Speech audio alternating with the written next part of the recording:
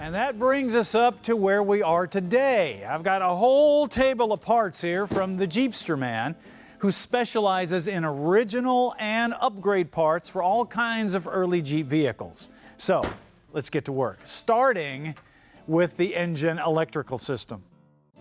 Now, obviously, we could just bolt in this old points distributor, but we're not going to do that because we're going to upgrade to this big HEI distributor. Now, there's several reasons for that. First of all, this gets rid of the points.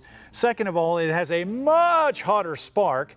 And third, it puts the coil right on top, so it's all in one nice little package. Now, as you can see, there is a considerable size difference in these two distributors, but they've designed this in such a way that this distributor will actually fit in that odd fire V6 and clear everything. Just barely, but it will clear.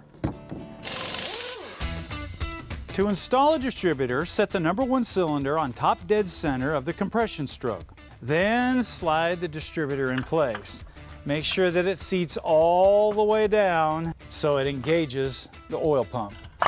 Once it's seated, the rotor should be pointing at the #1 spark plug.